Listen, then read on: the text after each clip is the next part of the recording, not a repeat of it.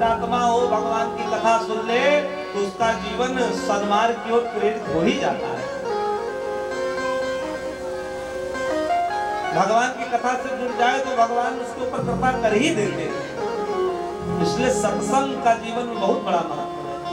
सज्जना नाम संगः सह सत्संगः, सज्जनों का संग ही सत्संग है। भगवान की कथा का संग हो जाए वही सत्संग है।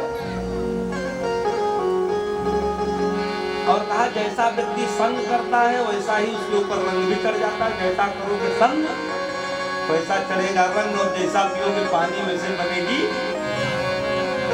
जैसा अन्न खाओगे वैसा मन बनेगा, जैसा संग होगा रंग भी वैसे चढ़ेगा। भगवान की प्रीति कर लोगे, भगवान का संग कर लोगे, भगवान की कथा से प्रेम कर लोगे तो भगवान की कथा ही जीवन में उतर जाएगी और आप देवतुल्य हो जाओगे। यदि अपने से बराबरी वाले का व्यक्ति संग करता है तो उसकी बुद्धि बराबर रहती है। हीयते ही मतिष्ठात हीने सा समागमात समयश्च समता में दी विशिष्टैस्य विशिष्टता। अपने बराबर वाले व्यक्तियों का संग करोगे तो बुद्धि बराबर रहती है। अपने से विशेष व्यक्ति का संग कर लो तो बुद्धि में विशेषता आ जाती है, विशिष्टैस्य विशिष्टता। विद्वानों का संग करोगे तो आप कम ही जानकार रहोगे तो उसके संग में आते आते आते आते आप विद्वान बन जाओगे।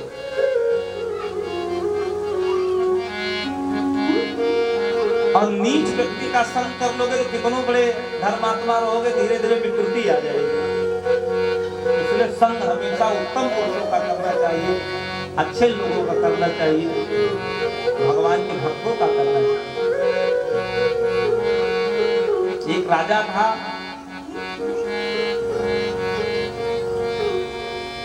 उसके राज्य में एक बहुत बड़ा डाकू रहता था। एक दिन घोड़े पर सवार होकर के और रात में डकैती करने के लिए निकला तो 9-10 बज रहे थे। निकल तो गया घर से, लेकिन फिर देखा टाइम तो सोचा अभी 9-10 बज रहे, हर आदमी जग रहा होगा, अभी कोई आदमी सोया नहीं होगा घर में, इसलिए अभी चोरी हो नहीं पाएगी।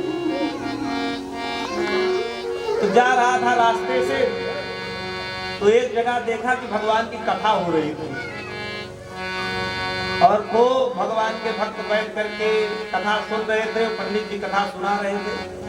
तो उसने सोचा आप कहाँ जाएं इतनी रात में, लाओ यहीं बैठ जाते हैं, 10 मिनट सत्संग ही सुन लेते हैं, भगवान कथा ही सुन लेते हैं। यही मन में विचार करके उसने घोड़े को बांध दिया वृक्ष में और बांध करके बड़ी श्रद्धा भक्ति के साथ में सबसे पीछे बैठ गया। ठंडी का मौसम था, एक कंबल लिया था उसको ओढ़ लिया ताकि कोई ये न देखे, क्योंकि बड़ा नामवर डकैत था वो, लोग देखते तो कुछ तो ऐसे ही भाग जाते डर के मारे। उसने सोचा किसी पब्लिक को शंका न हो, इसलिए एक मोटा सा कंबल ओढ़ लिया और सबसे पीछे जहां लोगों ने जूता चप्पल निकाला था वहीं पर बैठ गया, कथा सुनने लगा। तो पंडित जी कथा तो सुना रहे थे, कथा सुनाते सुनाते उन्होंने अंतिम शब्द उन्होंने कह दिया कि जो व्यक्ति जैसा कर्म करता है उसके द्वारा किए गए शुभ और अशुभ कर्मों का फल उसको अवश्य प्राप्त होता है। अवश्य में वो भोक्तव्यम कृतम कर्म शुभाशुभम। भगवान श्री कृष्ण गीता में भी कहते हैं कि जो जैसा कर्म करता है उसको ऐसा फल मिलता है। उसने जब सुना कि पंडित जी कह रहे हैं कि जो जैसा कर्म करता है उसको ऐसा फल मिलता है, ये बात बिल्कुल सत्य है।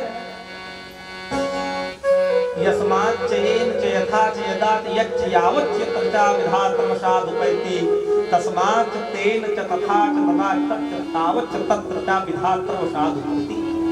नीतिकार कहता है जो व्यक्ति जिस समय, जिस घड़ी, जिस मुहूर्त और जिस दिन अच्छा एवं बुरा कर्म करता है वो भाग्यवश उसी दिन, उसी समय, उसी घड़ी, उसी नक्षत्र, उसी मुहूर्त में उसके द्वारा किए गए अच्छे एवं बुरे कर्मों का फल परमात्मा उसको प्राप्त करा दे, ये निश्चित है। इतना कह करके पंडित जी ने अपनी बात को विराम किया। आरती हुई और जब मंच से नीचे उतरे तो वो जो डकैत था, सब पब्लिक चली गई, सब भक्त चले गए, रुका रहा वो। अंतिम में महाराज के पास गया, चरणों में गिर गया और गिर करके कहता है महाराज एक बात मेरी समझ में नहीं आई। महात्मा ने कहा क्या नहीं समझ में आया? उन्होंने कहा बात ये समझ में नहीं आई कि आप कह रहे थे जो व्यक्ति जैसा कर्म करता है उसको ऐसा फल मिलता है, ये तो बात ठीक है, लेकिन हम तो डकैत है, अब आपसे क्या छुपावे? हम यही सब करते हैं, लोगों को लूटते हैं, घरों को लूटते हैं, चोरी करते हैं। तो ये बताइए हमको भी उसका फल मिलेगा जो हमने किया है अच्छा एवं बुरा कर्म? पंडित जी ने कहा बिल्कुल मिलेगा, चाहे आप हो चाहे हम हो, जो जैसा कर्म करता है उसके द्वारा किए गए अच्छे एवं बुरे कर्मों का फल उसको अवश्य मिलता है। उसकी बुद्धि खुल गई, उसने कहा सत्य में, कहा बिल्कुल सत्य है, इसको कोई मेट नहीं सकता। तो चरणों में गिर गया, महाराज अगर 4 साल पहले यही सत्संग हमको मिल गया होता तो हम इस रास्ते पर अपना पैर ही न रखते, और आज हम भी धर्मात्मा बन करके भले ही सूखी रोटी खा के जीवन यापन कर देते, लेकिन अधर्म न करते। ये सत्संग हमको पहले नहीं मिला। पश्चाताप करके कहता महाराज कोई ऐसा मंत्र दे दो कि अब हम ये सब छोड़ करके भगवान का भजन प्रयासित करके भगवान को प्राप्त करें। महात्मा जी ने उसको मंत्र दे दिया, तो घर आया, जो भी जहां से लेकर आया था लूट लूट करके सामान ले जा करके सब वापस कर दिया, और अगले दिन से बड़ा स्वच्छ पवित्र होकर के भगवान के मंदिर में जाकर के भगवान का भजन करने लगा, सत्संग करने लगा, और कुछ दिन बाद सब कुछ छोड़ छाड़ के भगवान की तपस्या करने के लिए जंगल चला गया और भगवान को प्राप्त कर लिया। कितना बड़ा महत्व सत्संग का है, ये सत्संग की गंगा है। इसलिए जो सत्संग से जुड़ जाता है, भगवान की कथा से जुड़ जाता है, उसका जीवन सुधर जाता है। क्योंकि उल्टा नाम जपत जग जाना, उल्टा नाम जपत जग जाना, उल्टा नाम जपत जग जाना, उल्टा